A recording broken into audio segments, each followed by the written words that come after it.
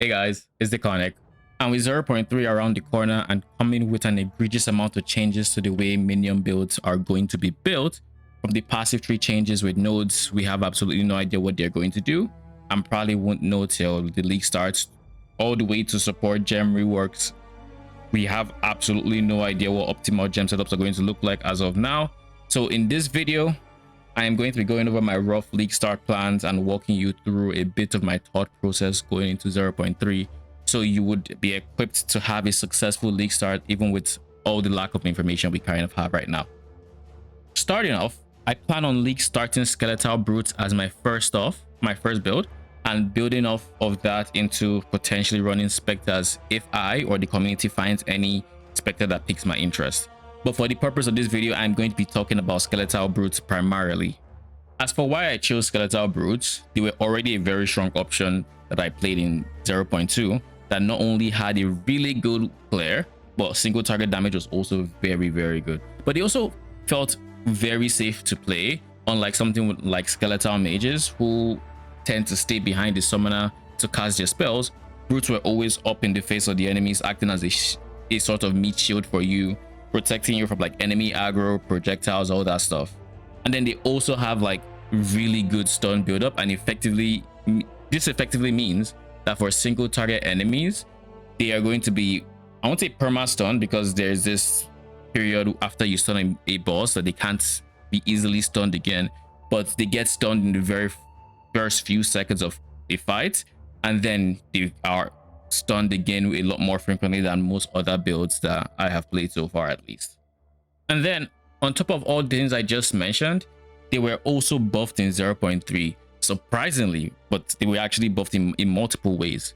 Firstly, their quality, instead of granting 0 to 20% more stun build-up, got doubled in effectiveness, giving us 0 to 40% more stun build-up, which when paired with overwhelming presence becomes a lot of stun build-up, and the way just stun works in general, which I'll be talking in a bit.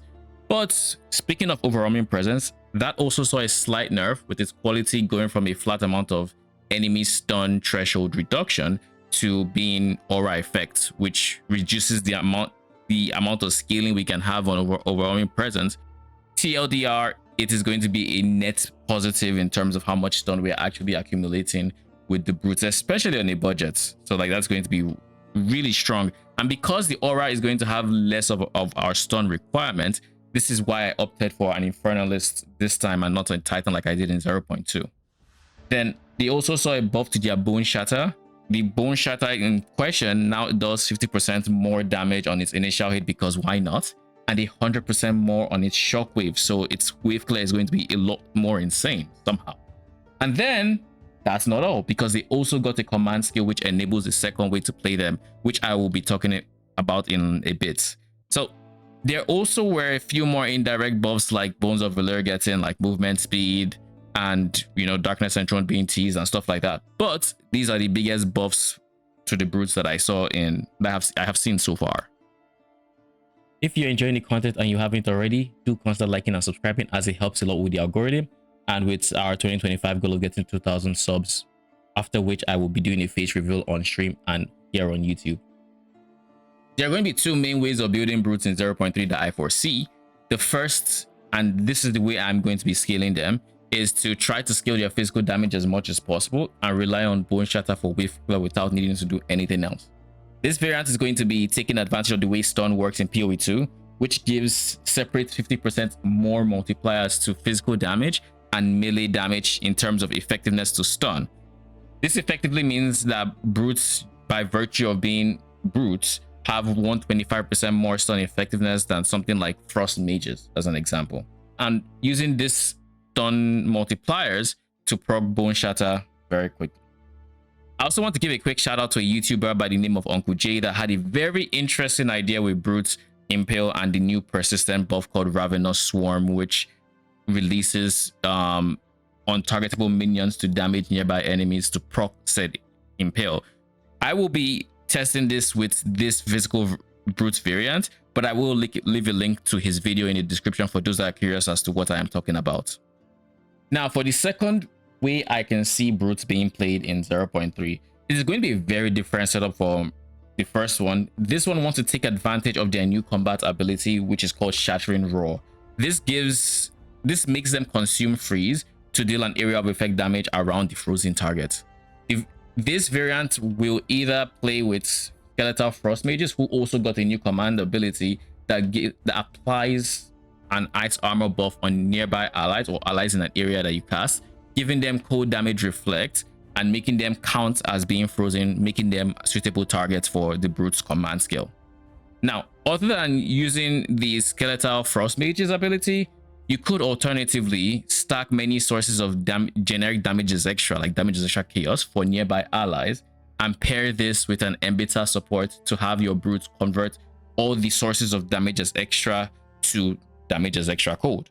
This allows your Brutes to do massive cold damage, and even with the lack of minion conversion in the game currently, this will give your Brutes the ability to freeze enemies consistently, and then you follow the freezes up with their command skill to wave clear essentially. And now for the sources of damages extra that are very easy to get, at least, you have Ever-Grasping Ring, which is a unique ring that provides up to 36% damages extra chaos if you get max roll corruption, and you pair that with like chaos quality, it gets very strong, and you can have 2 of them, of course, because 2 rings.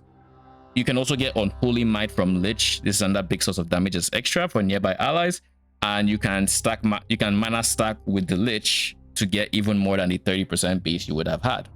And then if somehow, and I personally haven't figured out a way to do this, but if you somehow find a way to maintain high Infernal Flame, then the Infernalist has the highest amount of damages extra that you can give to nearby allies with her node called Seething Body, which provides 50% of damages extra fire while on high flame to nearby allies, and still giving access to Unholy Might for 5 seconds on using their command skill via the lineage support gem teased in the 0.3 reveal called Krogal's Leash.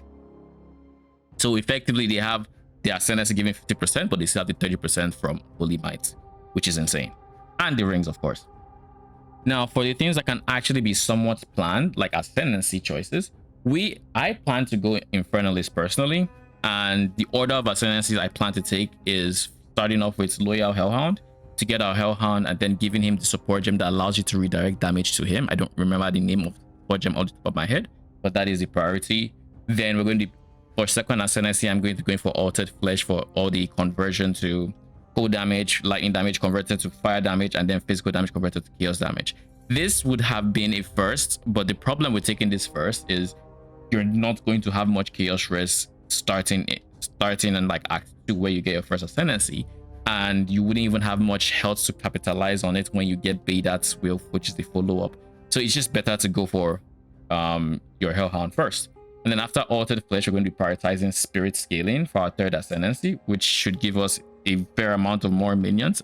And with this node, we do want to start life stacking. Once you get this one, you want to start life stacking, because that gives you defensive and offensive boost from there. And then past that, you want, for your final Ascendancy, you get Baydat's Hand, which gives you ES per 8 life, but then it also makes you reserve another 25% of your life, totaling 50% reserved life across 2 Ascendancies. Now, because we are reserving life, we are going to be mostly ES. Our health pool is going to be mostly ES, but we still want to life stack for the benefits we're getting from life stacking. And on that note, I should also point out that there are some really good uniques that can be paired with it that we already know. For example, Prism Guardian, which is also spirit per maximum life. Now, this is worse than your Ascendancy.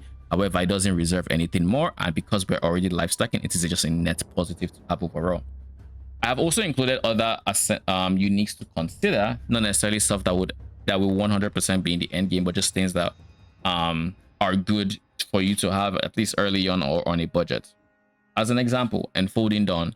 This chess piece removes your inherent bonuses from int, so you're not getting any mana from int or anything like that. But alternatively, you do get 100 spirits for the chess piece, which is a lot of spirit early on. And eventually you do want to drop the chess piece, but this can easily take you from low budget to medium budget before you find something that is worth replacing this chess piece with. So definitely a chess piece to look out for. And then Bones of Valor. This one is going to give you undead minion reservation efficiency. not the reduced reservation that the current version has. But the reason I did not use this last time, and the reason I am thinking about using it this time, is they have now added movement speed as a stat to the boots, buffing that aspect. Even though the reservation is a nerf, but the movement speed is a very big deterrent from using it before. And now we have that combined with the support gems, which should give you a decent amount of movement speed, actually, all things considered. So now Bones of Valor are actually on the table to consider leveling up. And then, of course, you have the teased Darkness Enthroned that gives you 2 sockets and emulates a gear piece. Now, there are certain slots that you can emulate. I think currently people are very hyped for the helmet version, which can give you more spirit. That is also something to consider because you can get a very healthy amount of spirit, and it also gives you sockets effect, if I remember correct. These are the 4 uniques I could think about. I will have this POB in the description if you need it, but there's really not much to it. I don't have any skill trees added here because we do not know what that's going to look like, so I haven't even bothered. I will basically wing it as I start playing, and you guys can follow that, which would give you more success than anything I can make up with the old skill tree, basically. Now, speaking of a lack of skill tree, there are a few stats we're going to want to consider while we path. Things that you should just keep an eye out for on the skill tree, just so you know what you should be looking out for and what new nodes should actually be taken. Now, of course, these stats include stuff like minion related stats, or minion damage, minion life, minion reduced time, like reduced revival time, minion attack cast speed, stuff like that would generically buff your damage. It's always going to be good. Now, you also want to look for aura scaling, because remember, overwhelming presence is a big portion of our Boneshatter procs. So we want to reduce the enemy's stun threshold as much as possible. And this is especially so the more health an enemy has versus the damage you're doing. Then you also want to get more sources of spirit. This is just self-explanatory. More spirit equal more minions equal more damage. And then other than that, you have life. I've mentioned it earlier. We're going to be life stacking. Life is going to be defensive layer, as well as also giving us damage and ES, or spirit and ES, which is, you know. And then, of course, we have the now pseudo nerfed but buffed block, which is going to be capped at 50% and going to be much harder to get to 50% this league. That being said, block is mandatory on basically any setup that dabbles in the left side of the tree and is not evasion stacking. So we're going to be taking advantage of block to the best of our abilities and hopefully capping it at 50%. But if we don't, think that is okay too.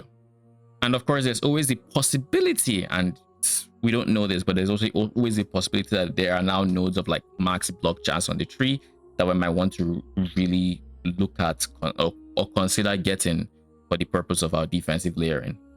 But that about covers most of my thoughts heading into 0.3. I'll be making follow-up videos for the build as I progress, and eventually I will be making a build guide when I am confident with the build's current state. You can follow my progress live on YouTube and on Twitch. And for those that are new here, I typically stream anywhere from like 12 to 30 hours on PoE Leaguestart, which is always a pretty fun time. So if you have any questions, you can leave them in the comment section or stop by and ask in chat. And then let me know if you're as excited as I am for 0.3 launch. If you haven't already, do consider liking and subscribing, as it helps the channel a lot. And with all that said, thank you for watching.